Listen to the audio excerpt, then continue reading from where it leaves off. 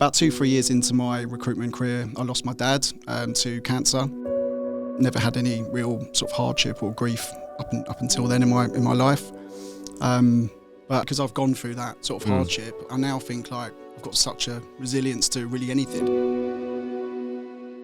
Welcome back to another episode of the Recruitment Mentors podcast. I'm your host, Hisham Azuz, and on this week's episode, I was joined by Matt Hacker. You've been in the recruitment industry for just over a decade. 2018, 220 grand. 2019, 400 grand. Last year, you broke the million. All I focus on is on high value business and generating the most revenue. Over the last 2 years, he is best known as the back-to-back top performer in the company. What do you believe are the common characteristics and traits top performing recruiters in today's market have? I would say what he's become world class at, which we dig into, is account management, internal recruitment relationships, and MSP relationships. I think it's massively underrated, the relationship you have with the MSP. The MSP will actually give you the key to the house. We discuss it all in this episode: how he manages his day, how he opens up doors, how he builds relationships, and so much more. Enjoy this week's episode. Matt, welcome to the podcast. Hello, how you doing? I'm good. COVID obviously got in the way the first time. Yeah. We're back in on a very sunny day. It's a lot more sweaty in here than it's ever been. It's very hot. No aircon. Yeah, no aircon at all. So we're going to have a good old chat. In the heat, it's sweaty, but there's a lot to cover, which I know, a lot of people that listen to this podcast are going to be excited to learn and take from your journey. Cool. So I guess before I ask you the £1 million question, which we always like to start with, just to give everyone some immediate context, and if you feel like I've missed anything critical with this, then let me know and help me out. But obviously you've been in the recruitment industry for just over a decade, so this is a quite nice moment to reflect and think about the last decade, because I think you went into recruitment April 2013. Yeah. Right? It's been a long time, but it's gone very quick. Yeah, and so you've been at Aston Carter the entire time. Yeah. Obviously you've ended up doing different markets, these things, which we're going to get into that. But have you always been dual desk, or have I got that wrong? So no, yeah, you've got that wrong. I started off purely contract. Okay. Moved to dual desk when I set up a new desk, which would have been 2017. 2017. Yeah. Okay, so 2013 to 2017 contract.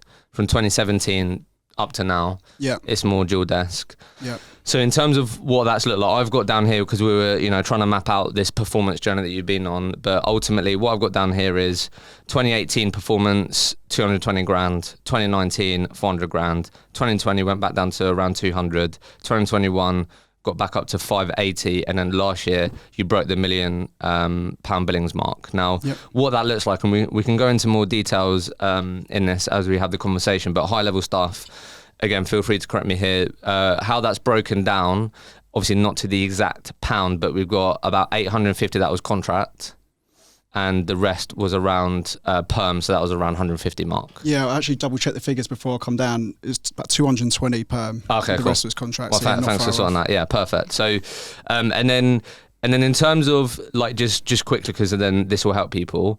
I think you've got here. There's 13 people in your function, including you, yeah, right? In my team. And I think you shared with me you've got 3 people that do sales and are entirely focused on new business. Yep, that's 4 including me. 4 including you, and then you've got the rest are in delivery roles. Yeah, so we've got one sort of talent lead that's managing the talent associates who are doing the sourcing. Yeah. Okay, cool. So we'll go into that, but that's like makeup of where we are today. Yeah. That journey, obviously, there's loads to uncover here. So actually, why don't we just add, and then let's just add markets, because this is what I think is quite cool about your story is obviously historically started in like the banking space, right? Yeah, so I was doing accounting and finance within financial services, and since 2017, jack of all trades, master of none. So what does that mean, just quickly for people? So like, to give you as an example of different sectors that you've worked with over the last 12 months, and some of the 3 to 4 typical roles that you might find yourself working on. Yeah, so it's basically three main pillars. So it's sales and marketing, HR and procurement, and customer service and admin. And we deliver perm contract to pretty much any sector, including banking now, but 95% I'd say of our current base is outside of banking, so commerce and industry, so it could be media, telco, pharma, technology. Yeah, real variety. Yeah, exactly. Okay, I know that would be really helpful for people because people will be thinking that immediately. So let's start with the £1 million question, because I'm sure you thought about this, because something that you shared with me you're passionate about is helping people to become successful in recruitment, right? So what do you believe are the common characteristics and traits that top performing recruiters in today's market have? What are the common things that you often find in people? I would say a very high growth mindset. So being adaptable to change and being able to step outside your comfort zone is a trait I see regularly in the top performers. I'd say that's one. Secondly, being able to compartmentalise. So what I mean by that is balancing out the lows from the highs. So not getting too excited once you've done a deal, not getting too down if you've had a dropout, for example. And I think that helps in crisis time. So you rarely see like a really top performer, panicking in a crisis. Usually they can take a step aside, look at the facts, and then make an informed decision from there. And also a high value mentality as well. So being able to target the high business opportunities, the high value business opportunities that are going to generate the most revenue for you. And being disciplined and being able to say no to bad business. I would say those three things. Are you a football fan? Yeah. I was just thinking then the second one, you were just describing Arsenal fans for any football fans in terms of so high, so low. But yeah, that's I could say about Chelsea. I'm a Chelsea fan. I could say that about last year as well. But I'd rather not talk about that. So look, obviously a lot that we want to cover today. I think when we prepared for this, when we spoke about this podcast, I think you said to me that, look, something that I definitely do want to try and talk about is, an important part of your journey and your story, that hopefully, by you sharing, by you talking about your own experiences, it can help other people. And I really commend that. So obviously the year where a lot changed for you was, correct me if I'm wrong here, 2017. It was, it's probably about a year before that or so. Yeah, so... Oh, it might have been, 2015, about 2 years into your career, sorry. Yeah, about 2-3 years into So why don't you talk to us, look, in your own words, why that was a pivotal year for you? And then, if there's some questions that come up that I think maybe it could be helpful for people to, maybe listen to your response to, and then we can go from there and talk about all the recruitment stuff. But I really commended the fact that was something that you wanted to really make sure that we spoke about. So let's start there, if that's okay with you. Yeah, of course. Yeah, it's quite difficult for me to speak about this, I'll be honest with you, because I'm not really like an open book. But yeah, I appreciate it. Well, I'll try and help with that. No, that's fine. You start wherever you want, and then we can take it. Yeah. Yeah, that's cool. So yeah, about 2-3 years into my recruitment career with Aston Carter, I lost my dad to cancer. And a few months after that, I also lost my nan and granddad. So it's all happened within a fairly short space of time. Never had any real sort of hardship or grief up until then in my life.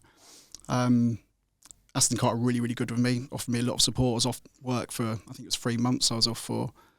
Following that, I was seeing a counsellor for 18 months, 2 years. I was on antidepressants, so it's pretty much fair to say I was rock bottom. How old was you? So 2-3 years, I would have been late 20s, 28, 29. And even when I got back to work, I was taking a lot of sick days. Like when I look back now, I was thinking I was off work a lot. Didn't even want to leave the house, let alone go to work. Got through that tough period, and I suppose it all changed really when I was asked to set up this new desk, which was in January, I think, 2017, 2018, yeah.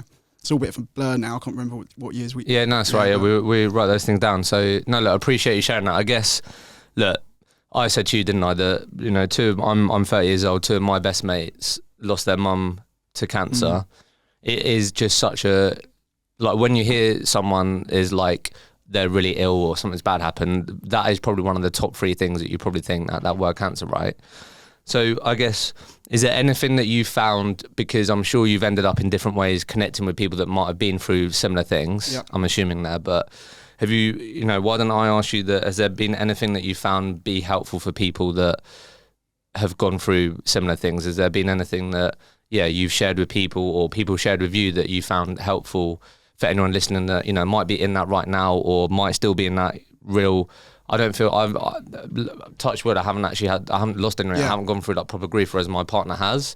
And she always says to me that she feels like grief never really goes away. There'll be moments where, just random moments where you think about your nan passing or these things. So you have those moments. So like, I don't know if there's anything, you know, that you found to be helpful. Yeah, I mean, I was fortunate in the sense that I had a girlfriend was a very strong person. She's my wife now. At the time, I had good close friends around me, close family around me. I'm not the sort of person that opens up and talks very much about this sort of stuff, but I suppose the counselling and that sort of side, like maybe going out and speaking to people about it, definitely did help. Why did that help you then, do you think? Just because, like, as I said, I'm not a person that speaks openly about anything. I'm not very emotional. I can't even remember the last time I cried. It was probably when I was a teenager. I can't remember. But so being able to like actually speak about it, like having an outlet to speak about that. So I suppose, yeah, if you're going through hardship or grief or something, I'll just recommend speaking to people about it, even though how difficult that could be. Just speaking to someone. For me, it was easier to speak to someone completely outside, like a counsellor who didn't know me at all, than my close like friends and family. Why do you think that is then? Because you might feel like you're protecting them, judging you or making assumptions about you.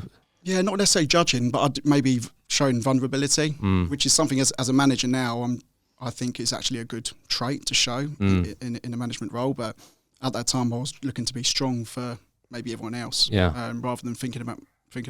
Do you have siblings? Yeah, I got a younger sister, so obviously being strong for her. Yeah, exactly. I don't want to show any vulnerability at all. And that was my.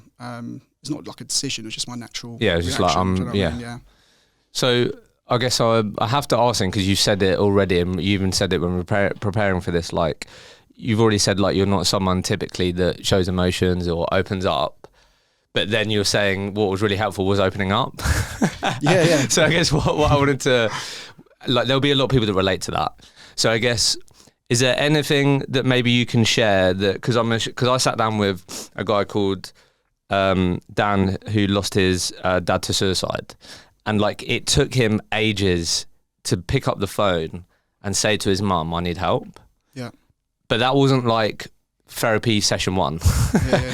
So was there anything, you know, looking back, that I don't know, made you feel more comfortable sharing, or just maybe share anything that for people that seems so out of the question to even open up and be vulnerable at all, that maybe you can help them go, you know what, if you do arrive at that position, it is helpful and maybe worth trying to get there. But was there anything that helped you get to a point where you was willing to open up? Because I'm sure it just didn't happen overnight, because you've described yourself. It's sort of like understanding that if you don't do that, it's just going to bottle up and it's just going to get worse and worse and worse and worse. So it's almost like I forced myself to do it.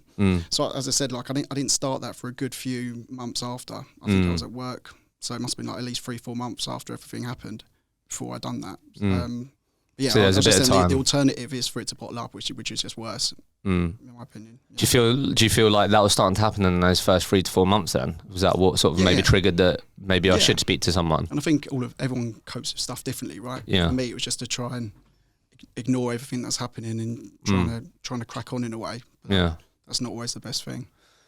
Yeah, I mean, I can't even comprehend that, and especially obviously at that age as well, because that's like what I always think about with my friends is like your parents, like if you lose them at that age, like they miss out on so much. Like it's sad, man, isn't it? It's tough. Like my friend who has been the first one in our friendship group to have a child, and like unfortunately he's not gonna be able to share that with his mum, and they're the things that you think just happen. Yeah, like we all get to experience that, right? So same as me now. I've got two young girls. Yeah, as well, and like so that's why I really commend you talking about it, because it's fucking hard. Yeah. I was gonna say one of the things that's come out of that as well, like linking it back to sort of recruitment, is because I've gone through that sort of hardship. I now think like I've got built up such a resilience to really anything, especially like recruitment. Based crises. If something that happens now, like I get a dropout or a client says this kind of, it doesn't, like, it pales insignificant to what, do you know what I mean? That you've been, no, totally. And I've heard people say that, because it is so much of resilience. I feel like what helps me, you know, have better chances of overcoming challenges is perspective. And I can quite easily, I haven't gone through the hardships that you've gone through, but I've really tried to, you know, be good at going, well, at least I'm not homeless, or this could be happening, or that could be happening. So I'm not surprised that, you know, you going through that experience, one of the positive things that have come out of it is, you know, then moving forward in your life, things that maybe could really hold people back or people really struggle with, you're like, well, this is nowhere near as bad as what I've been through. Yeah, exactly. And sometimes a lot of people don't have that perspective, do they, to fall back on? It's something. I mean, it's one of the classic interview questions is like, can you tell me about a time when you had to bounce back from some sort of hardship, or, you know, recovered from a situation? But obviously, like, what happened with me is probably more extreme of that, but a similar sort of thing. Yeah. So you've then obviously gone on to really apply yourself in work. So why don't I just start then, because we're talking about this, like, a lot of people, because as I shared with you, like, I did a post saying that I was going to sit down with someone that broke the £1 million mark. Obviously, so many people think that's not possible in their market, so, you know, really interested by that. So why don't I just start with this, particularly with us all understanding that you've worked in the industry for a decade. Let me just start with, like, what do you think from that moment you've done to ultimately, you know, build a sustainable career and not burn yourself out and not, you know, get into the performance that you've got to, let's be honest, unless you tell us otherwise, probably involves some sort of sacrifice. Yeah, I read those questions, by the way, and I thought they were quite funny. Yeah, so like, those questions were quite mad. So why don't we just start with that? Like, what do you think Matt has been able to do, or what have you had to get better at when it comes to, you know, not putting everything? I know you said, you know, your girlfriend who's now your wife, but like over this period, you could have just thrown everything at work, and it was all work, and then your friendship maybe suffers, your relationship suffers. So what do you think you've done to help maintain the, you know, over a long period of time, you're still here, you're showing up, you're doing it, and over the long period of time, you've actually just got better and better? Yeah, this might sound mad, but I work less hours now than I did when I first started. Like, but what I've been able to, I suppose, master is like what I'm doing during the day, like working effectively and working smart, as opposed to working long hours. Like, I get into work probably just a little bit after 8, and I'm gone by 6 most days, unless something urgent, you know, requires me to stay. But yeah, that might sound quite surprising, but I might turn the laptop on, you know, a couple of hours during the week, tidy up on emails or something like that. But I reckon I was working a lot longer hours. So I know for a fact, and it was in the office as well, pre-COVID, than I do now. Really? Yeah, 100%. A lot. Yeah, I mean, that might surprise a lot of people. How many years do you think that's been the schedule most of the time? The last 2 years, the last 3 years? The better I've got, the less hours I've worked. Really? I don't know if I'm trying to create the wrong behaviours for people just starting out, but I think I suppose what I'm trying to say is, like, you have a look at what you're doing. I suppose it links into one of the things I just said earlier about characteristics. So, like, all I focus on is on high value business and generating the most revenue.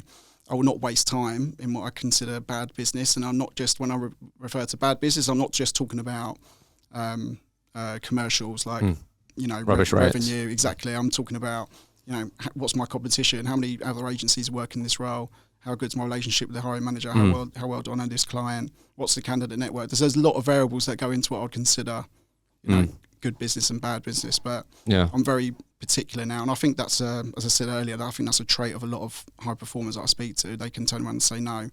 Whereas, you know, when I first set up a new desk, like the corporate functions team, back in 2018, I was going after everything I can find my hands on. I was going after. It was mostly perm business. It was mostly what I'd call transactional business, like spot placements. It wasn't like going to be anything repeat business from that. It was mostly perm as well, and although I'm a dual desker, I hate perm. Really? So it was mostly perm to start with. So I've learned a lot since then. So why don't we then? Okay, because a lot of people, as you can imagine, wanted to know, Matt, how does this person set up their day? You've given a bit of a flavour of that, but with what you've just shared, you would have been describing a lot of people maybe right now with where they are in their career in terms of, like you just said, maybe working on transactional business, a lot of spot business. And you've then obviously gone on a journey to what you've just said. Look, I basically make sure where my time is being spent is in the most valuable places. And we'll get into, you know, what you always look for to give you confidence that that's, you know, like high value business. And you're just giving us a bit of an example. If we can try and cast back to, you know, that early on where you was, more in that transactional side spot business, What do you think was the first, one or two things you started to do that started, making you take a trajectory to where you are more now, which is working mainly on high value business, not working as many long hours? Like, what was the one or two things that you started to change? Was it you started to say no more? Was it that if you found out that this job specifically had already been with 5 other agencies, not touching it? Like, what was the one or two things that you really started to change that then probably was the first domino to get it to where it is more now? It's difficult in that first year because it was terrible. I think I was on my own, but I think I'd done 145k, but that was like there was no clients, there was nothing. So I'd done that off the bat, purely new business.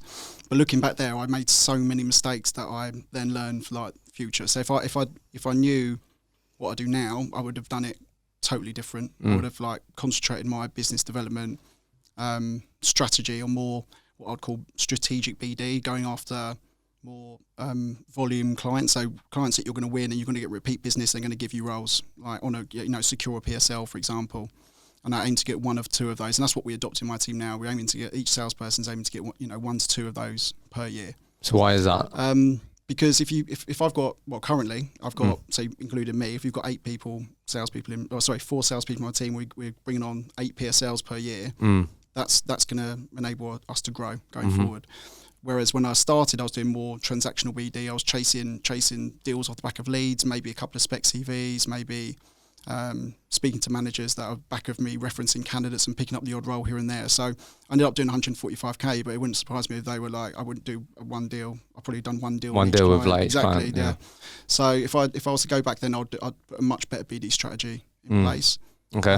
Proper prospecting, targeting the right clients, putting a plan in place, and focusing more on strategic BD.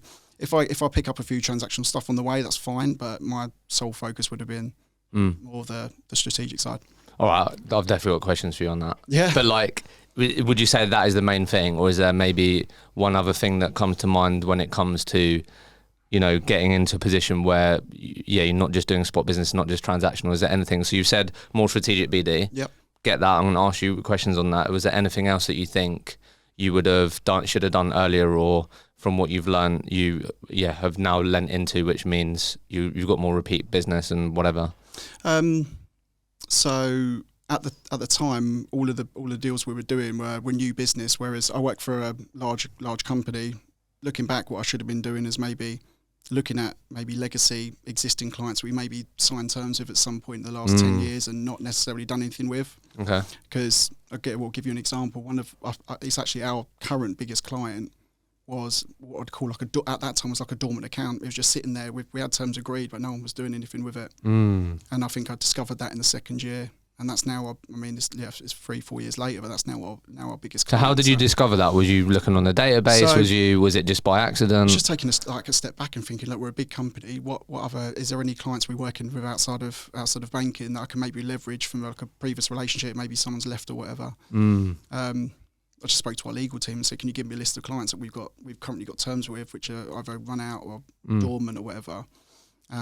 Got back in touch and said, look, I appreciate we used to work with you doing this. I'm the new point of contact going forward. I really want to, get back in touch and connect with you again. It just went from there. It's funny you say that because I've experienced this recently. We had a guy called Ollie Perry on the podcast, and he said something he's always trying to remind his team is to not forget to look backwards. And I really like that. Like, it's what you're talking about. Yeah. Because whoever was involved in getting to the point of signing terms did all that hard work. Yeah. And then like that still does, if you did all that hard work and you got to that point of them signing terms, that is something that you can use immediately. Yeah. Whereas if you're just focusing on net new clients all the time, you're doing all that upfront work to try and get to that point where they trust you enough to sign terms. There's already an element of trust there because you're saying, hey, look, we've done this with you before. I'm now, doing this. Do you think it'd be worth having a conversation? And there's already an element of trust there because whoever has been involved in that, has worked hard to that. And I think that's something everyone needs to remember is don't forget to look backwards. And I just did this exercise not too long ago and ended up signing 2 different companies from it. And it is just good to look backwards and follow up because you wouldn't have got to that point without doing the good work to get to that point. And then that you sort of almost can shortcut things. Yeah, well, there's several barriers to entry, right? When you break a new client, and the less barriers there are, the easier it is to break, and that's one of them. If you've already got terms signed, then that's one barrier gone, right?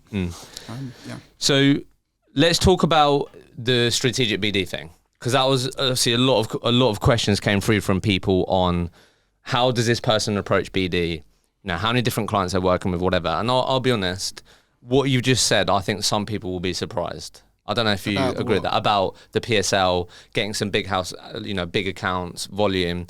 Because most, you know, I'll be honest, most recruiters that I speak to, when they hear the word PSL, they're like, fuck that, I want to speak to the hiring manager, whatever, right?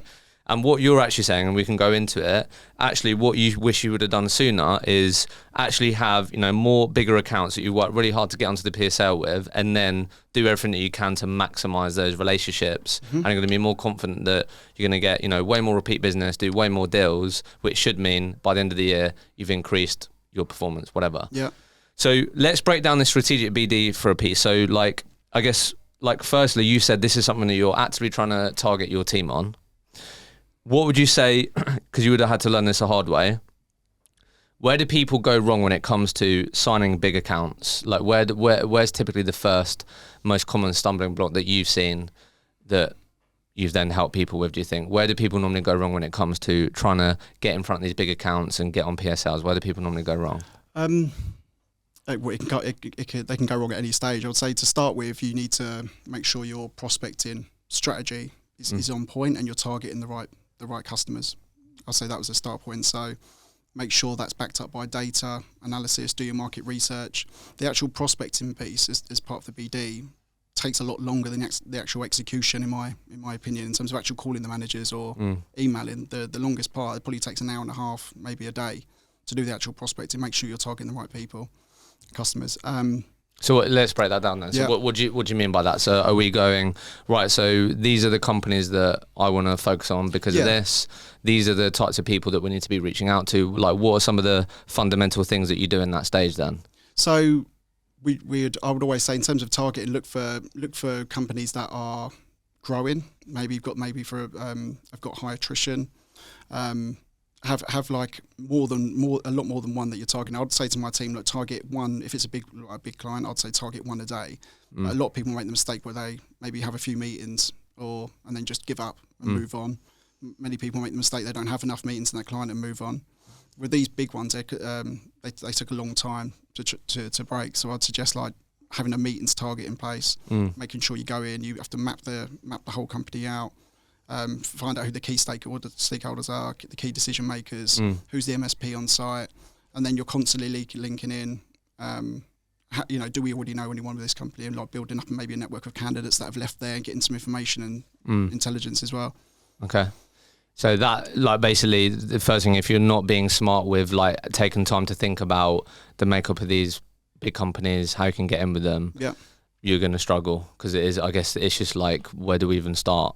Right, so that's absolutely fundamental. So have you found then, what is the typical makeup of, like, what is the typical makeup of like the sweet spot of the type of people that you want to build relationships with? Is it the hiring managers plus the internal recruiters plus the, like, what's ended up being the sort of recipe of, like, you know what, if we've got a relationship with, you know, one person in the hiring team, one person here, what's that ended up looking like out of interest? So yeah, that's an interesting question, because I think I'm different to other people and this different to other recruiters, because different to most recruiters, I would say. So a lot of people put an emphasis on meeting the hiring managers. So for me, within the areas I look after, it might be like a marketing director, for example, whereas I'd say I also focus on the MSP and HR relationships and making sure you develop those relationships. Because when you say MSP, just so for people know, sorry to buy in, so when you say MSP, what does that mean? So it's equivalent of like an RPO on the contract side. So they might outsource. They might outsource their recruitment to another company that deals with all the.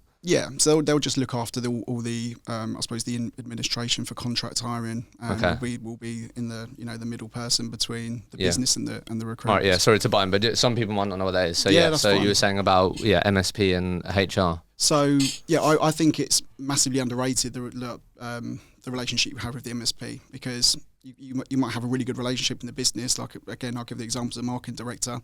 So you've got the key, you've got a key to a room, but the MSP will actually give you the key to the house. They'll have all the intelligence in terms of what's going on in that company, future pipeline, what the initiatives are. Again, this manager might have that as well from his area, but I think there's a lot of intelligence that could be shared with the MSP. So I I do my utmost to build really good relationships with the MSP, making sure everyone who's working on these roles are giving them, VIP treatment, making sure we don't break any of the rules, in place, making sure we go back quickly on all their requests. And I just think that's very underrated. I think a lot of recruiters out there do focus so much on the manager side that they forget about the value that you can get from HR, MSP, RPO.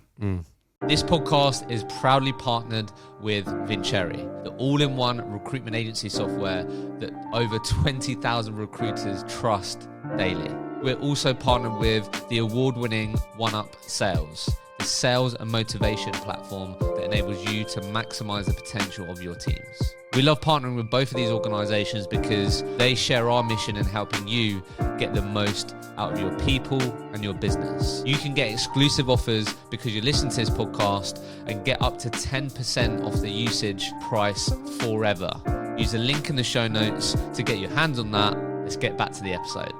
So that's ended up being, so it's been hiring manager, HR, MSP ultimately typically has been. I mean, you need to look at who's in the supply chain, if you like, from in the process from when you do a deal, and there's all these people in the middle, included in that process. And I think it's important that you have a relationship with everyone in that process in order to make that deal go as smooth as possible. So let's talk about that for a second then, because I'm sure there's things that you've helped your team with that you do really well. How, I guess, where you're vulnerable there is you're one of many, I feel like, could be. Yeah. So you mentioned their VIP treatment. So that could look like you respect their rules, not trying to cut corners. When you do work on things with them, you're doing your utmost to provide quality. You're really trying to stand out in that way. But what else have you found works when it comes to Matt not being just another recruiter on a spreadsheet that they have that gets roles sent to them when we make them available? Like what else are you doing to stand out to these people? Because I remember there was one of my best clients ended up outsourcing it to a company, and my initial thought was like, fuck, like that's going to be hard. And I'd like to think I'm quite good at building relationships, and I felt like I did a good job, but I still felt vulnerable because like I knew that everyone else was getting them and these things. So what have you found works when it comes to really breaking the surface level relationship to Matt is now more than just another supplier? What have you found work on that front? Yeah, so in terms of tangible things, so if I was to find out some business intel in the company, find out someone's hiring, put in a role for approval, I would. This is really strange. It can sound strange, but I tell the MSP, and recruiters going to be like,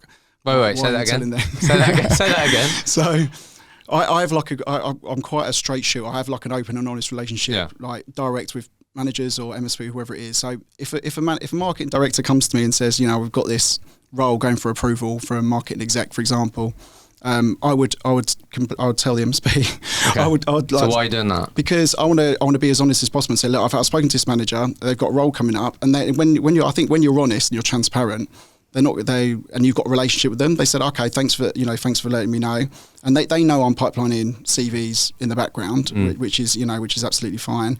But also when they get some intelligence outside of that, who are they going to go to? Right. So they'll come to me. So they would say, if I'm looking to learn a bit more about the company, in a particular area, so like, is there anyone here you think I should be reaching out to, or from your perspective, which areas do you think is going to be busy? Because you have to remember, my coverage is quite a few. It's a few different sort of work streams of visions in the company. So, and if you scratch their back, they'll scratch yours. So, and that's. I suppose that's the same for everyone. Yeah. So like basically try and be transparent, share information. Idea is there that they share things with you. Yeah. Interesting. What do we do? Because I remember this happening to me. What you're also vulnerable to is you do all that work with Jeremy, and Jeremy leaves from the MSP. Yeah. And you're like, oh shit. Like I've been doing all this great stuff with Jeremy. We've now got Melissa in, and I'm back to ground zero. What are we doing there to protect ourselves? Like what proactive things are you doing to make sure that as soon as someone new comes in, because these companies also have I found they can have quite high attrition rates, these MSPs, I don't know what you think, but then you're back to zero essentially. So what do you do there to really account manage and make sure you don't just have one relationship, or as soon as that person leaves to go to another MSP, you're back to square one? suppose I don't really see that, because if someone I've got a good relationship is leaving, I'd know about it, and they'd have to serve the notice, and I'd make sure there's a handover. I'd have a meeting with that person and the new person saying, this is Matt, he does X, Y, and Z for all of us, and it'll be a smooth. It's almost like a handover if I was working in their team. Do you know what I mean? That's what I would do. I wouldn't be. If someone leaves, one of your relationships leaves and you didn't know about it, I wouldn't class that as a relationship. Yeah, that's fair. I mean, research has shown that you need to have 16 points of contact with the same person for you to class that as a relationship, and that could be an email reply, it could be a phone call, a meeting, breakfast, lunch, whatever. So I think if you look at who you would class as a relationship, how many times have you met them? Are they a advocate? Are they a coach? Are they just someone that will respond to you now and again? There's different strengths of relationships, I would say. To be fair, you've just basically said that when you do get to the point where you get the relationship, they're transparent, you share things. If they're leaving, they're going to share that with you, so then you can be proactive with when they are leaving. This would be great if we could do this. Yeah, so that, to be fair, that's really interesting. I've broken clients from the exact example that have gone out and joined somewhere else, and we've signed them up as a client because they've moved. So someone leaving, whether it's a manager or MSP, RPO, whatever, is not the worst thing, because you could end up signing a new client if you've done a good job. Okay, so why don't we just paint a bit of a picture then of, how shall I frame this? Like, this is clearly important and a core part of your strategy. So I guess what people would probably be keen to know, like when we think about, breaking the million, I think a lot of people are asking, like, how many clients did that come from, and these types of things. Yeah.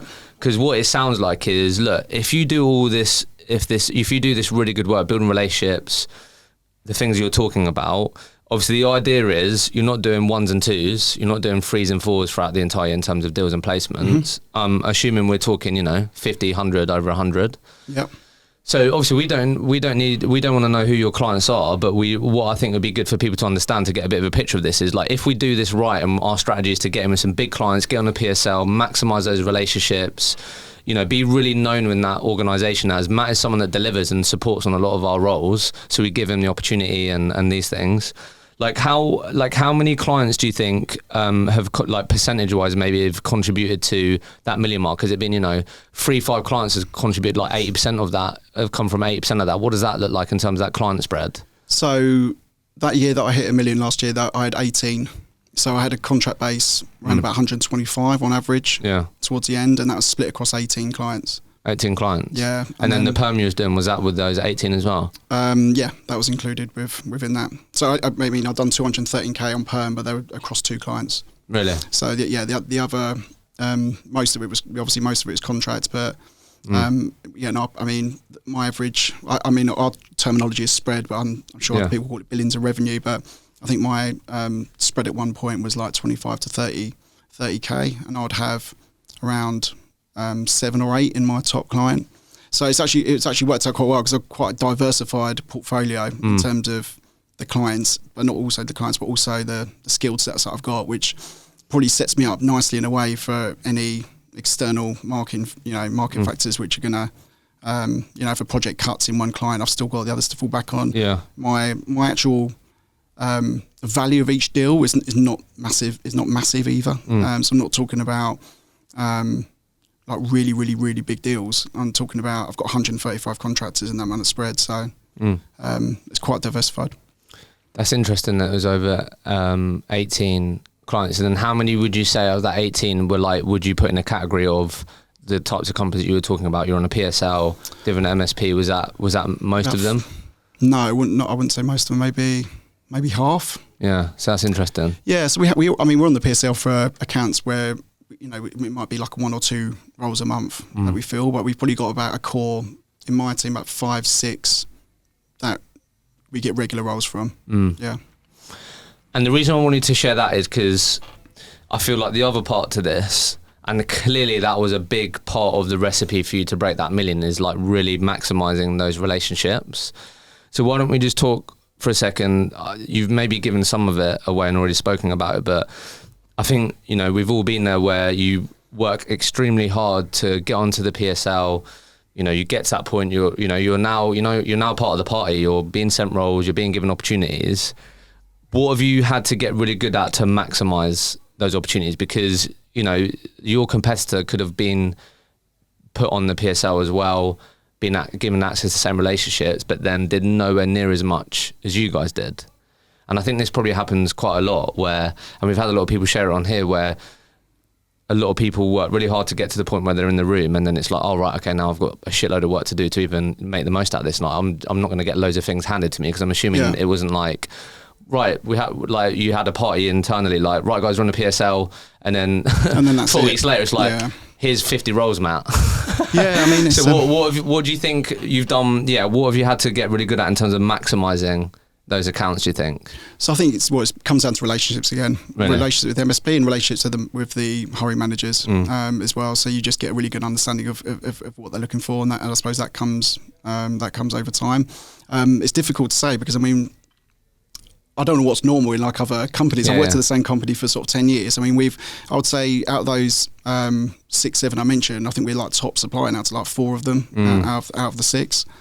So let me ask you this then, like, because I think when we were preparing for this, one of the things that you said to me, and you've mentioned it already, is because I said to you, what do you think Matt's most known for, right? And one of the things that you said was like providing VIP gold club treatment to, you know, MSPs, RPOs, HR relationships, right? So I guess what might be worth sharing is there anything that comes to mind when it comes to, besides delivering, Matt is someone that we know if we give a job to and his team, they're probably going to find us someone. Besides that, is there anything else? You've said share information, that's one thing. Is there anything else that you think that contributes to that VIP Gold Club treatment that, you know, these people really appreciated that maybe other people aren't doing? I don't know. Is there, besides delivering and besides sharing information? I think regular contact is definitely one of them. So I have, I suppose as an account manager, I'll have like a regular call scheduled with them to go through like open recs, heads up recs, all of that sort of stuff, and that's probably once a week or once every 2 weeks. Okay. I've got some that like to do it every week, some that like to do it every 2 weeks. There's some clients like MSPs I speak to literally every day, right, and they'll just call me sometimes just for a chat. But you just having I suppose it's just coming back to that relationship piece, having regular contact, and you have to build up trust over time. This doesn't really happen overnight. So when I done $1 million, it was the groundwork that I probably put in the year or two before that enabled me to hit $1 million that year. Because I came into that year already doing, I think it was like 16, 17K spread a week.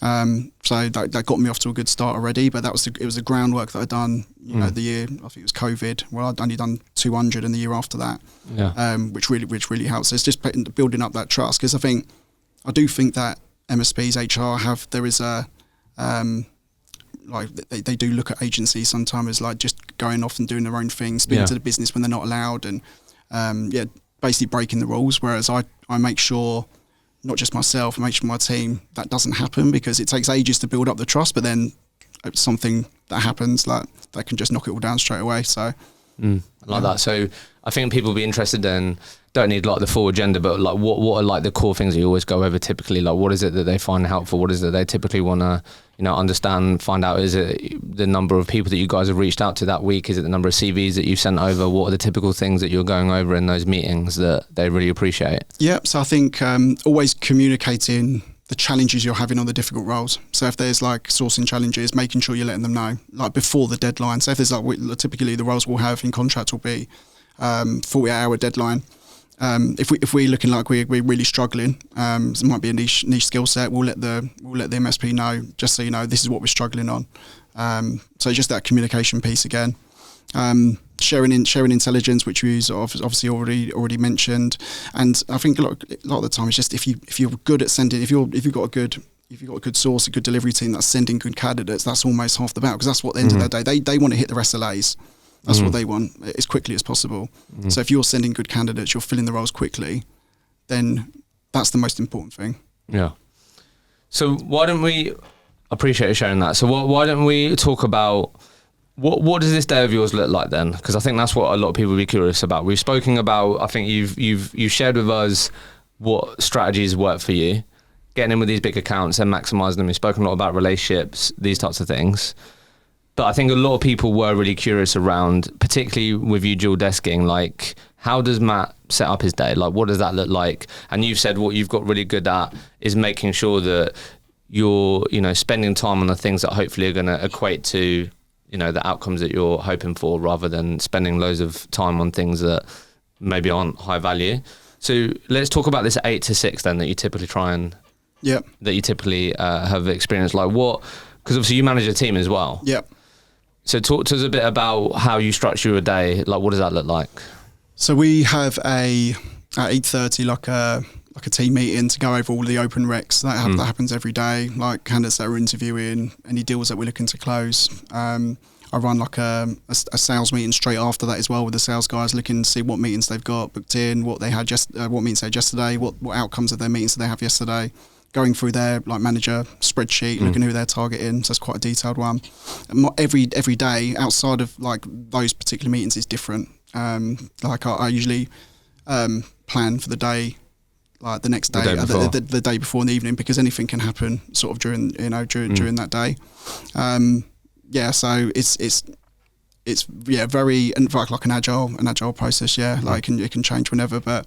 The sort of normal thing, the normal non-negotiable. So you've got setting the team up, sales team overall, like recs we've got open, but then typically what would end up taking a bulk of your time, or what do you typically find yourself doing most of the time? Because that's going to be the things that are probably going to be the highest leverage activities that you're going to be doing. Yeah, so if I'm putting my sales hat on, an hour and a half will be spent on prospecting every day. So looking at the account I'm going to be targeting, then I would spend an hour on execution. So that will be personalised outreach, whether it be calls or emails. I might have a couple of meetings already scheduled in that day. I might have some account management stuff to do as well in that day, one-to-ones, etc. How have you helped your team? Because I know this is something a lot of managers and recruiters struggle with. Because like a common sentence, I think right now as well, a lot of recruitment leaders can sort of easily hear their team go, "Oh, I haven't ended up doing that BD, or I haven't ended up doing this." Like, how have you helped your team understand what are the true priorities and what they should be given more time to, rather than all these other things that make you feel good that you've got it done? Like, how have you helped them? Because that can be difficult for a lot of people. Yeah, I know people get sidetracked, right? But I think as a non-negotiable for a salesperson, that is their job, right? Is to do BD. So if I'd be interested, I'll sit them down and say, okay, what's getting in your way of doing this? What is sidetracking you away from doing your job? And I'd actually sit down with them and go through that, because it's like, it comes back to like KPIs, which are put in place. They're non-negotiable. They're based on, if you hit these, you should hit target. That's why these are in place. So it will just come back to that. And then as a manager, curious, like what are the dashboards that you're always keeping an eye on? What are the key metrics that you're always keeping an eye on that makes you feel like you've got a good sense of you being on track or not on track to hit the targets that you've set? Yep. So for sales, it would be meetings and recs picked up, and maybe over the course of a longer period, it will be clients broken, accounts broken. For talent, it will be people spoken to, candidates spoken to, submittals, interviews, candidate meetings. Love that. Curious with the sales people. Sorry, it's a bit hot. Yeah, I know. Sunshine. So, for salespeople, obviously it's all downstream from having that client meeting. What are you finding at the moment be the most effective way for your team to get that first client meeting? Because that's often the most difficult to get in. Making sure their outreach is really personalised. So I'm not a big fan. That's probably an understatement. I hate cold calling. I don't agree with it. I think it's a waste of time. It's coming back to working smart, and I don't think cold calling is working smart and the best use of your time. I suggest to my sales team that they reach out to at least 20 new managers a day, whether it would be an email, personalised email, or a call. But that would be to one client, but each of those emails would be personalised and different. One client? Well, yeah, we try and target one a day. Right. So try and target one client a day, but 20 different people in there. Yeah, 20 different people in there, but each of those will be different because they'd each be personalised. And in like different parts of the business. Yeah. I suppose it might be different for myself because we look after different areas, but yeah, that's what we would target on. Personalised, I feel like, is quite an overused word these days. Yeah. So like for me, because I agree with you on the personalised piece. Would definitely argue for me with the calling piece. It's more about like being smart with what you can do before you make that call, but the call is effective. But like, it's like, what has Matt done before, you know, he's called me that could potentially give me a better chance of being given that moment to explain why I've called specifically them. So yeah, I do think, is it a good use of time to just call you, and I haven't really spent any time thinking about why I'm calling you, and I haven't really thought about my value proposition and these things. But if you have got an email, you know, if you emailed me and said, hey, look, over, you know, the other guys in such and such department, we've delivered this hiring project for them, mentioned that you're struggling with a few things, do you think would you be against having a chat? Yep. I didn't reply to you, but then you called me, and then, you know, you used that to try and, you know, be part of the conversation. I think that's just a smarter way of using the phone. But I actually do think now, if you're willing to pick up the phone, it actually gives you a competitive advantage, because so many people are shit scared of doing it. Do you think so? Yeah, 100%. Right, okay. I mean, I don't see that. I mean, I'd worry if there's a salesperson, and that's their job to call managers, if they're scared of picking up the phone. That would be a worry for me. Yeah, but it's like, let's break down, like, because you've said it's an understatement to say that you don't like phone calls, right? BD calls. I'm talking about cold calls. I mean, like an intro call to a manager could be fairly similar, really, to a personalised email, right? So when I say I don't like cold calls, I don't like blanket. It's the same thing. For the same reason, I don't like blanket emails going out to you know, every, you know, head of or director in an industry. I don't think it's a good way to operate. So when you say personalised, because clearly you're passionate about that, well, like, what does that mean for you personally? So a personalised trigger, or like the first line of an email, could be anything from, like you just said, you could have been introduced by someone else. You could name drop someone in the company. It could be something that manager posted on LinkedIn, you know, shared. Could have posted a role 6 months ago. It could even be something about his area that you found out, you know, a bit of intelligence you found out from a candidate, or in the research you've done. So it could be anything, but as long as it's personalised to that person. And then you would bring in, I suppose, the business challenge is like what you just said there. I understand, you know, you might be struggling with these hires, or it could be more of a general challenge in the market. And then you'd hopefully have some sort of solution where you've delivered that for either a competitor or someone else within that company. And then you're getting your team to then follow up with phone calls and stuff like that. You don't think that's a waste of time? You're saying, if I have a list of companies, haven't done any research on them at all, and I'm just calling through a list, how useful is that? How good of a time is that? I suppose when I think of cold call, that's what I'm talking about. Yeah, I'm talking about sending the same email to every single one. It's not targeted. Yeah. Curious, getting a bit granular here. What do you think, because I'm sure you help your team with this, what do you think a good client meeting looks like? Okay, so I think you need to have a really specific agenda on what you're looking to get out, and you can maybe have 2 to 3 objectives you're looking to get out of that meeting. Typically these meetings will last half an hour, maybe an hour if you're lucky, and then that agenda, again, this should be different for every meeting you have, but that agenda should be based around the outcomes that you're looking for. So that would be tailored, right? Okay, so I don't know. You might the outcome could be you might know this person's got a role, for example. So the outcome could be you're looking to looking to pick up a role. It could be the outcome you might be looking to map out his team. So how is his team set up? Is it contract perm? Does he have any consultants or whatever? So I would make sure my agenda was based around that, and I had those questions lined up for that meeting. Nice. Your team are doing a lot of their meetings via video these days, or are you trying to push more face-to-face stuff? To be fair, we're based in London. I mean, a lot of the clients we work with outside of London, but we do UK and Ireland. But when we can do, we do mainly sort of lunches and breakfast, but not too many coffee meets anymore. It's mainly breakfast, lunches. Yeah. Curious. Just because, like, this has obviously been a core part of your strategy now, and I'm going to hit you with some questions that people shared. A very common objection that recruiters say that they find hard to deal with is the PSL one. So I'm just curious to, hear your thoughts on navigating that objection, because I feel like almost you're like, well, that's great. Most of our clients, we work on a PSL, and we're one of their top providers. So, when I'm your target customer and you speak to me and I say, look, I'm sorry, mate, we've got a PSL in place. Yep. What are the typical things that you help your team with, and how do you typically navigate that? Because that's your world, it seems. Yeah, well, as an objection, I would ask open questions just to find out how is he finding that process? What is the PSL doing for you? Because there will be a challenge in there somewhere. And so like, how are the PSL performing? What would you say they're good at? And what would you say they're not good at? And try and get that business challenge out of him, that pain point, in order to then provide that solution. What's the most common one that you typically uncover? Probably poor quality CVs is quite a common one. Wrong type of CVs, or maybe speed to delivery is probably another one, especially in contracts.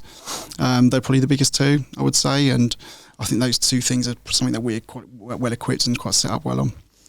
And if, again, curious, because you're not going to be able to go from that phone call to, but okay, Matt, sounds great, let me sign you into the PSL. It doesn't quite work like that. Yeah.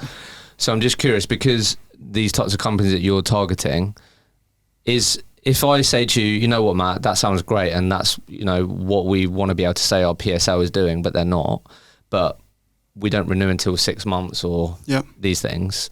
What is typically the thing in between maybe the moments where you can genuinely have an opportunity to be considered and get onto PSL? What are you trying to make sure happens in the meantime? Are you trying to get meetings in with them to at least educate them on how you've had other companies like theirs, get to know them? Are you trying to just be, given them at least a sliver of an opportunity to say, look, if they do continue to struggle, please give them an opportunity and we can sort of show what we can do? Like, what are the typical things that you try and lean on in between the moments where you just literally can't get on the PSL? Because that'll be the case, right? Yeah, I mean, we get that quite a lot as well with like PSL reviews. I mean, sometimes there's not much you can do if that is genuine. But we would, one of the things you just said, we'd ask for just give us a difficult opportunity that's not been filled, and we'll showcase what we can do with that.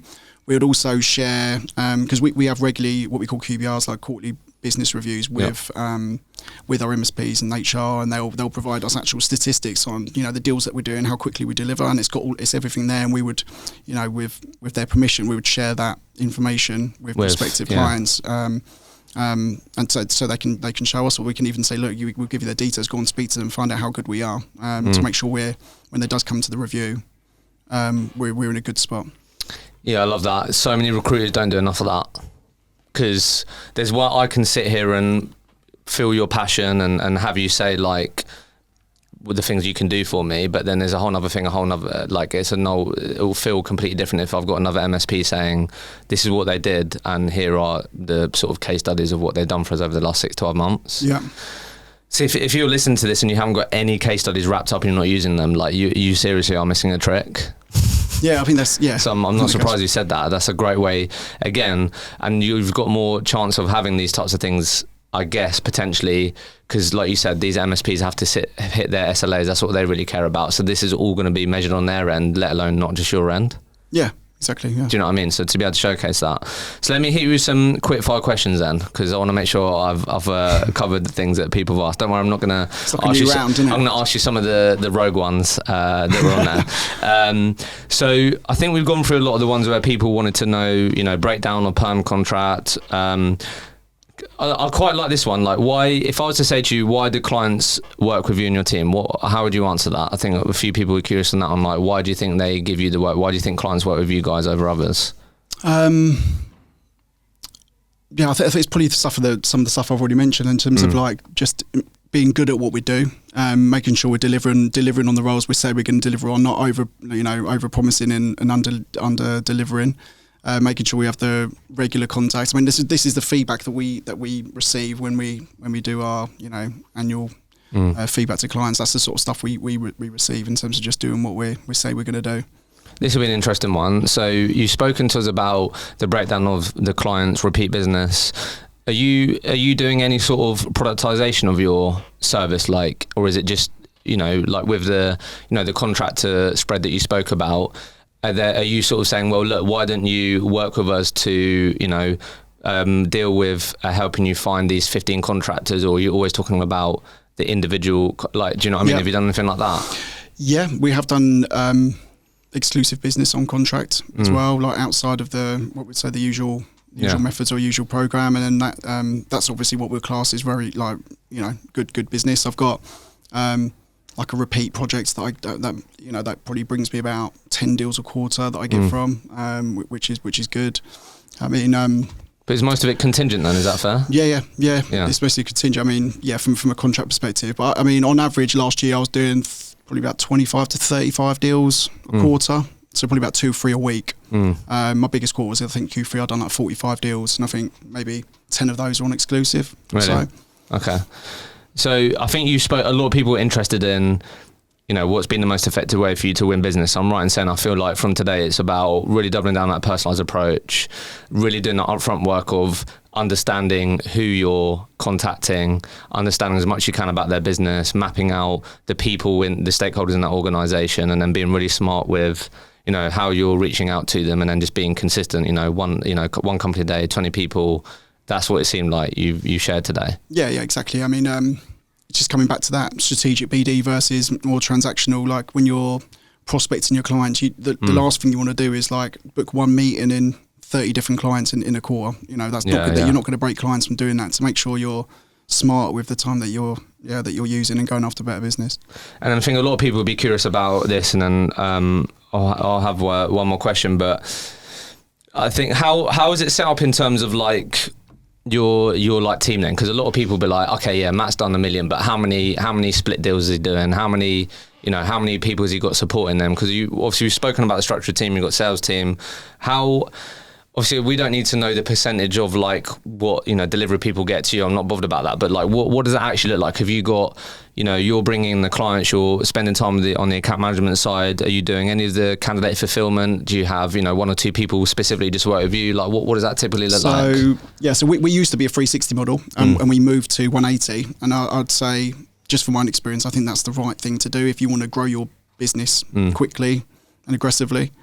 I've always been an advocate of having the best people. If you're really good at sales, you should be focused on that and not worrying about sourcing. And if you're really good on the candidate fulfillment side, you should be specialising and become a master in that and not worrying about anything else. Since we moved to that model, it was only recently, it was like halfway through or towards the end of last year. We're still in the sort of transition phase, but we can see the potential benefits from that now. In our team, we've got 13. So we've got 1 talent lead, and we've got 8 recruiters, so 8 talent associates which do the sourcing. So we've got like 2 talent associates per salesperson. Right. Yeah, and they're more specialists in, say, HR, procurement, sales and marketing, and customer service and admin. Right. So you potentially have like 2 per salesperson on that side. Yeah, so that's how we're set up. So basically, you're producing that with a team of ultimately, like, there's 3 of you ultimately. It seems. What do you mean? So you creating, you know, you doing 1 million. That's you and then 2 other people supporting you achieve that, right? Yeah, in terms of what you would say split deals, it's not necessarily the same 2 people though, because... but like in terms of like, that isn't just a lot of people, how's Matt done that on his own? You haven't done that on your own, that's been a team effort, right? Yeah. But obviously a huge factor of even getting to that point is having the opportunity and having the companies to do that with. But the way you've set it up is you've always got 2 people or people that you can lean on to help you fulfill those jobs. Basically, right? look after the sourcing. Yeah, so it's quite rare. I mean, sometimes now and again I'll have to get involved in sourcing to try and support on the more difficult roles. But their job is to find you. It's my job to go and pick up the roles. It's their job to find the candidates. All right. Well, look, let's just end with this then. Like, decades a long time. Yeah. A lot of people, you know, listen to this podcast would love to get to the opportunity to, you know, break 1 million, achieve their goals, or get into this industry to achieve big things. So what would you know, be your parting advice for anyone that wants to, you know, aspire to be, you know, as successful as they hope when they join the industry? Like, what would you say is the sort of one thing that maybe you continue to find yourself giving the advice to the people around you and your team? What do you want to leave people with? So I'd say, just make sure it comes down to accountability. I'd say when you make mistakes, make sure you learn from them. And if something happens, like I don't know, you've got to drop out on a candidate, for example, don't blame everyone else for it. Don't blame the candidate. Don't blame the client. Don't blame the recruitment gods looking down on you. Like, what could you have done differently in that situation? So if you've had a dropout, why is that dropout? You know, did you qualify that candidate properly? And if you go into that, everything that you do in recruitment with the right mindset in terms of learning from your mistakes and not blaming everyone else all the time, which unfortunately is like a natural reaction sometimes to when something goes wrong. I think you would always learn and develop, and I'm still doing that now. When I make mistakes now, it's like, okay, what should I have done differently? Did I handle that correctly? And I'd say that's probably one of the most important things, I would say. Matt, it's been a pleasure. Thank you so much. Thank you very much. much. Cheers, mate. Bosh, mate. Thank you so much for listening to the episode. I hope you enjoyed it and got value from the conversation. If you did enjoy it, please don't forget to like, share and subscribe, and we'll see you in the next episode.